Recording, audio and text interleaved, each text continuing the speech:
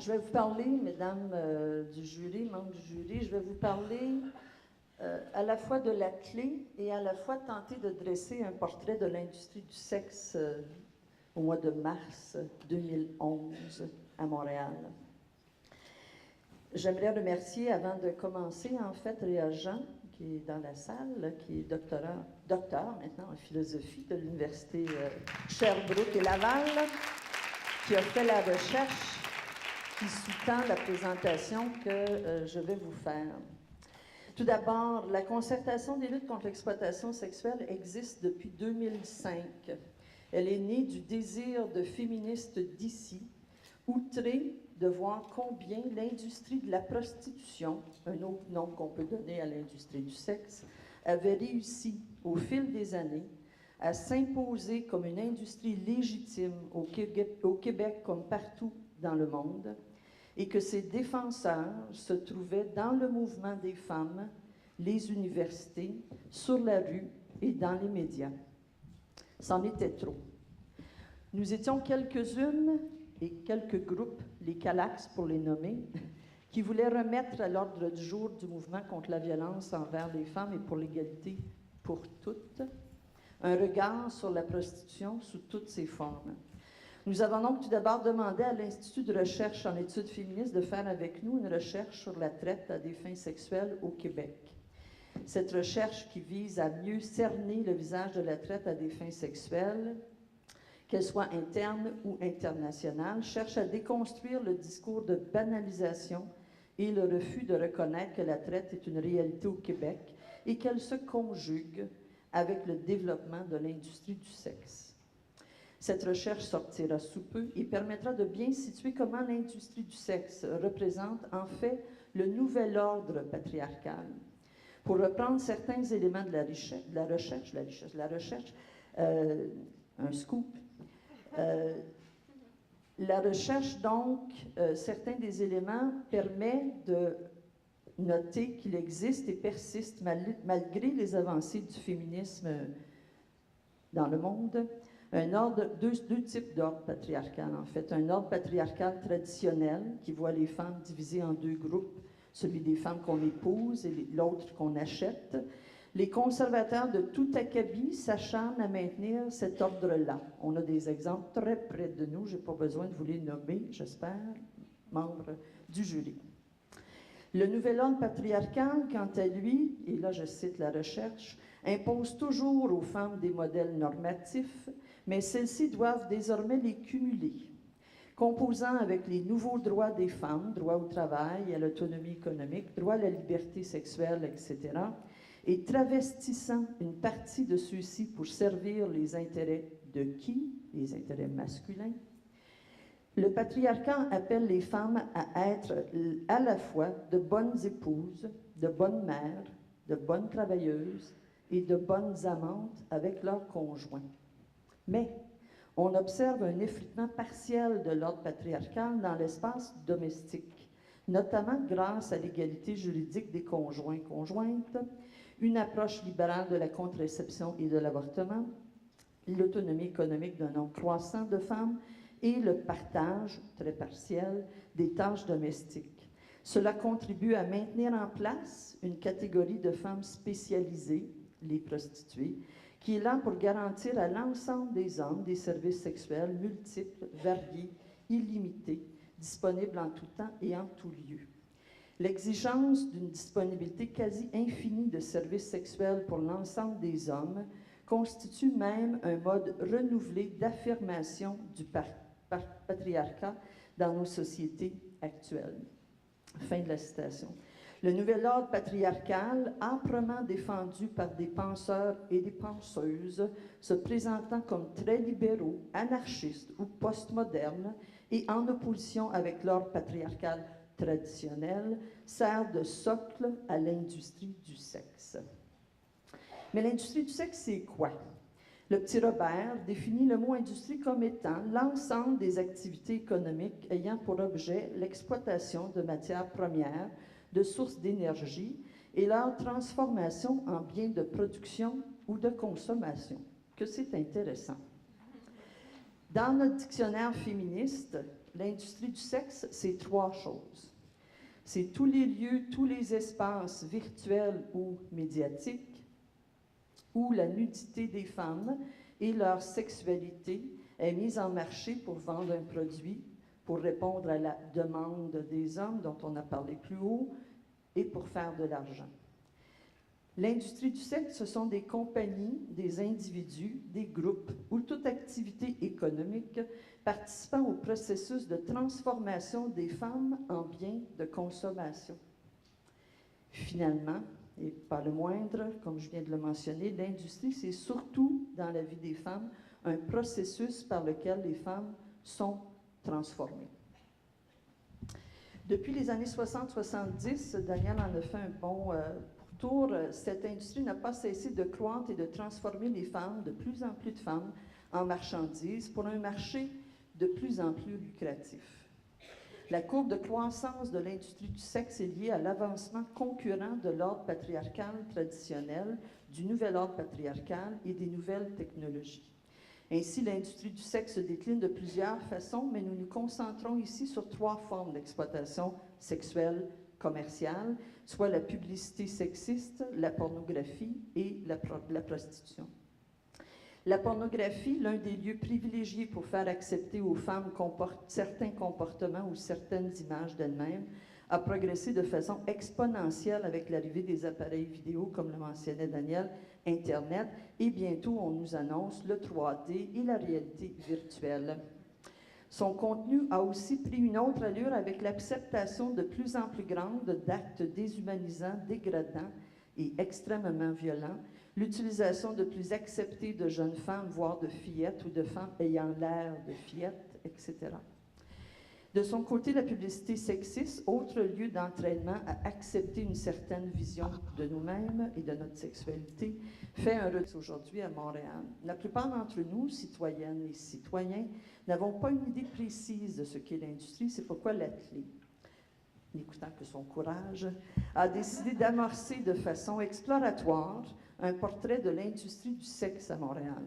Nous n'avions pas les ressources nécessaires pour faire un portrait plus élaboré pour l'ensemble du Québec, ni pour enquêter sur l'ensemble des lieux d'exploitation sexuelle commerciale pour voir ce qui s'y passe, qui est là et combien ça rapporte, mais nous allons continuer notre recherche. Nous avons tout de même pu dresser un portrait des lieux de l'industrie du sexe que nous vous présentons aujourd'hui comme pièce à conviction.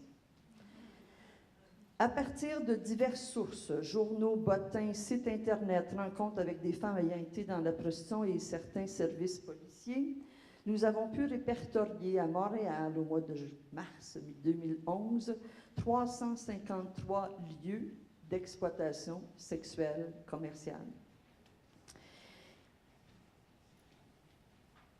On a regardé Montréal et les environs, puisque, évidemment, la proximité de Laval et de la Montérégie nous incitait à regarder de ce côté-là également. On va tout d'abord commencer à regarder sur notre carte la prostitution de rue. Elle est par définition assez difficile à situer dans un lieu fixe, on s'entend. Elle se déplace au gré de la répression. Je ne sais pas si Chantal va pouvoir montrer strictement les points concernant les points noirs. Sur notre belle carte sont les lieux de prostitution de rue. Vous les voyez? OK.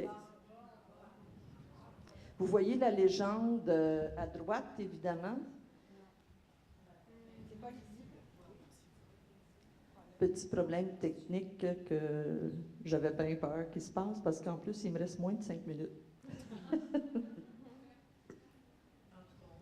Est-ce que vous voyez suffisamment pour que je puisse continuer? Oui. Elle est dans le hall, je veux dire, la carte. Oui, la carte est disponible, c'est-à-dire que vous pouvez la voir de plus près dans le hall d'entrée, là. Mais je vais continuer parce qu'il ne me reste pas énormément de temps. Donc, on commence tout d'abord avec la prostitution de rue, qui est par définition, comme je disais, un lieu qui est difficile à situer. Elle se déplace évidemment au gré de la répression des policiers, entre autres, ou de la communauté, mais aussi en fonction de la demande. On en a répertorié en janvier 2011 13 lieux sur l'île de Montréal, mais on sait très bien qu'il y en a plus que ça. Il est à noter que ces lieux sont en général dans les quartiers parmi les plus défavorisés de Montréal, et c'est ce qu'on aurait pu voir si la carte fonctionnait comme on espérait le faire, mais vous pourrez l'étudier plus à fond. D'ailleurs, vous l'avez aussi sur la petite clé qu'on vous a donnée avec les outils de la clé, une autre pièce à conviction. La carte se trouve là-dessus. On pourrait superposer maintenant les restaurants avec serveuses sexy. Au nombre de 7 à Montréal et dans les environs, ce sont des lieux qui peuvent s'installer dans certaines parties de Montréal seulement, car ils sont tous sous le règlement de zonage établi en 1992 par l'administration Doré. Certaines d'entre vous vous souviendront qu'il y avait Léa Cousineau sur le conseil municipal à cette époque et qu'elle a travaillé pour essayer de restreindre ou de contraindre, de limiter l'expansion de l'industrie du sexe. Et entre autres, le règlement a établi un zonage spécifique pour les établissements exploitant l'érotisme. C'est comme ça que ça s'appelle, le règlement. Et ils sont obligés d'être dans certains lieux et les restaurants sexy avec serveuses sexy tombent sous cette catégorie-là. On remarque que ces lieux de l'industrie du sexe sont près des artères plus commerciales, évidemment, mais quelques-uns se sont installés dans divers secteurs, toujours des secteurs commerciaux de Montréal. Il y a par exemple, je pointe parce que vous en avez peut-être entendu parler, le restaurant Les Princesses d'Hochelaga-Maisonneuve, qui a fait les manchettes il n'y a pas tellement longtemps, car un inspecteur de la ville a tenté de leur retirer leur permis parce qu'ils n'étaient pas dans la bonne zone prescrite. Dans ce restaurant, il y a en moyenne 8 femmes sur le plancher, nues ou partiellement nues, à toute heure du jour et de la nuit, qui servent les clients, et plusieurs écrans de télévision qui montrent de façon continue des films porno pour le petit déjeuner, le dîner et le souper. Viennent ensuite les peep shows et cinémas érotiques. On pourrait penser que les cinémas érotiques, c'est de la vieille chose, puisqu'on peut facilement avoir accès à ça dans les clubs vidéo et sur Internet, mais non, il reste encore sur l'île de Montréal 10 peep shows et cinémas érotiques, où malgré l'arrivée, et une petite anecdote en fait, certaines des femmes avec qui on travaille sont allées faire des visites dans certains bars, et il y a un peep show dont le propriétaire est très fier d'avoir inventé une machine ici, une invention québécoise, donnant l'impression aux hommes d'avoir une relation sexuelle complète avec la femme qui est derrière la vitre. Il y a une forme en plexiglas où la femme s'installe et du côté du client prostituant, il y a un endroit où il peut entrer son pénis dans cette forme en plexiglas et une machine à succion le masturbe. Voilà une image qui en dit long. Les agences d'escorte maintenant. Les agences d'escorte, elles, se divisent en agences de recevoir ou de déplacement. Elles sont au nombre de 38 sur le territoire montréalais, répertoriées dans les diverses sources mentionnées plus haut. Elles recrutent des femmes qui soit viennent dans un lieu en attente de recevoir, donc les agences de recevoir, les clients prostituants viennent, il y a par après des chambres disponibles pour la période achetée par le consommateur, ou les femmes... ou dans les agences de déplacement, c'est les femmes qui vont vers les clients prostitueurs. Souvent, c'est dans des chambres d'hôtel, de motel ou dans les résidences privées. Et évidemment, ce n'est pas sur la carte, ce type de lieu d'exploitation sexuelle commerciale. Il est donc très difficile de comptabiliser ces autres lieux d'exploitation, justement. Les agences, vous remarquerez, sont réparties sans tenir compte du zonage établissement exploitant l'érotisme, parce qu'ils sont sous le radar de ce règlement de zonage. Les bars de danse dites érotiques sont au nombre de 72 à Montréal et les environs en janvier 2011. Ces bars se divisent en bars à gaffe, Justine nous en a parlé plus tôt, c'est-à-dire des bars où il est possible pour les clients prostitueurs d'avoir un menu d'actes sexuels monnayés. Selon notre estimé ou les informations que nous avons, il y a 28 bars à gaffe à Montréal, des lieux où les actes sexuels se limitent à la danse.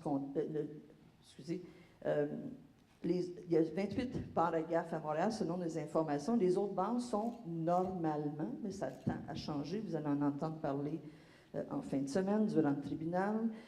Ça deviennent aussi, l'ensemble des bars, en fait, deviennent des lieux où les actes sexuels sont monnayables et monnayés. Petite information en passant, il y a au minimum 359 bars de danseuses répartis sur l'ensemble du Québec. Dans une prochaine étape de notre recherche, on pourra documenter et donner ce qui s'y passe dans ces bars-là. Les clubs échangistes, il y en a 9. Évidemment, depuis le jugement de la Cour suprême concernant le club Orage, qui a fait en sorte que c'était légal entre adultes consentants d'avoir des clubs échangistes, on a constaté une expansion. Il y en a donc maintenant 9. Et on sait très bien qu'ils ont des petits problèmes, les clubs échangistes, pour attirer les femmes. Donc, qu'est-ce qu'ils font? Ils payent des femmes pour être dans leur bar ou dans leur club échangiste, qui devient évidemment de la prostitution. En fait, si on pouvait faire la superposition, et on dirait que Chantal essaie de la faire, on pourrait voir que un des derniers lieux que nous avons répertoriés, ce sont les salons de massage dits érotiques. Il y en a 200 sur l'île de Montréal et les alentours. Ces lieux sont répartis sur l'ensemble du territoire, c'est les points rouges, si je ne m'abuse, donc vous pouvez les voir.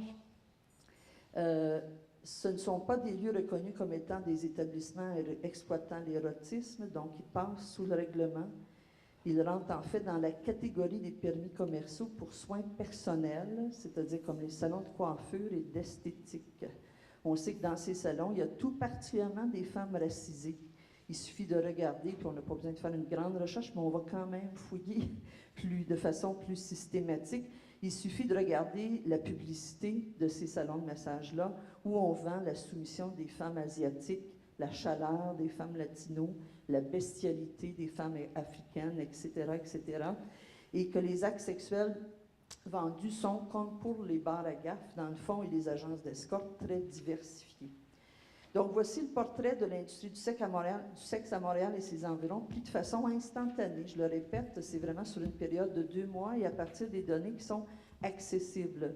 Et évidemment, on pourrait aussi s'intéresser à ce qui n'est pas sur la carte. Et ce qui n'est pas sur la carte, c'est, je le mentionnais tout à l'heure, entre autres, la prostitution qui se fait dans les hôtels, les motels, les résidences privées, évidemment, mais c'est également l'Internet qui est devenu, évidemment, un véhicule où il y a énormément de, pensons par exemple à Craigslist, ou les petites annonces dans les journaux qui deviennent évidemment des moments et des lieux où on fait effectivement ce type en fait, un autre visage de l'industrie du sexe. On a quand même, je te vois Sandrine avec ton please conclude, je vais quand même donner quelques petites informations qui me semblent importantes, particulièrement pour le jury. On a essayé de voir, en fait, ce que la clé essaie de faire, c'est de faire un portrait de l'industrie du sexe. On a commencé par ce petit bout-là, mais on va l'élargir pour connaître ces lieux, effectivement, donner son visage, mais aussi qui sont les femmes qui se retrouvent dans l'industrie du sexe. Entre autres, quand on parlait des femmes racisées, on entend très peu le vécu et ce que les femmes, particulièrement immigrantes ou sans papier, les femmes racisées qui sont nées ici, vivent dans l'industrie du sexe. Et on veut aussi savoir qui en profite de et combien ça rapporte, évidemment, l'industrie du sexe. Fait qu'on a fait un petit calcul, en fait, dont je vais vous parler. On a ouvert le 6 janvier, comme par hasard, le journal Mirror pour compter les petites annonces qu'il y avait dans le journal Mirror. Il y avait 58 annonces d'escorte cette journée-là. On a appelé après ça le journal pour vérifier combien coûte une annonce pour une agence d'escorte ou des offres d'escorte. Le montant que ça donne, c'est 15,56 $ pour une annonce d'une journée. Ce qui veut dire, si on fait des petits calculs, on sort sa calculatrice, que pour cette journée-là, pour cette rubrique-là, parce qu'il y a aussi la rubrique massage et autres rubriques qu'on n'a pas comptées, pour ce journal-là, ça leur a rapporté 902,48 $. Si on multiplie ce montant-là par 365 jours par année, parce qu'il y a plusieurs quotidiens, on arrive à un chiffre de 329 405 $ pour un journal. Je vous laisse faire les conclusions, les chiffres auxquels voir l'ampleur, en fait, des chiffres auxquels on arriverait si on faisait cet exercice-là de façon beaucoup plus large. Donc, l'atelier compte poursuivre ce portrait pour démasquer l'industrie, mais aussi pour enseigner la population, parce qu'on croit sincèrement que les gens ne savent pas. Et des jugements comme celui de la Cour en Ontario qui fait en sorte d'inciter l'expansion de l'industrie du sexe à l'intérieur nous fait excessivement peur pour différentes raisons, mais entre autres parce que ça contribue à invisibiliser cette industrie et ce qui s'y passe, à savoir qui est acheté et comment, quel type d'expérience ou de réalité que les femmes vivent dans ces endroits-là. Je vous invite, d'ailleurs, il y a une table d'information, puis dans votre pochette, on a de l'information sur le jugement humain, on vous invite à passer par là. Et en terminant, je voudrais, pour paraphraser Simone de Beauvoir, qui est utilisée à toutes sortes de sauces récemment, depuis le jugement humain d'ailleurs, qui appelait à la décolonisation du corps des femmes lors du tribunal en 1976, j'aimerais terminer en affirmant que nous ne naissons pas putes. Certaines d'entre nous le deviennent. Et toutes, nous devons refuser l'exploitation sexuelle commerciale.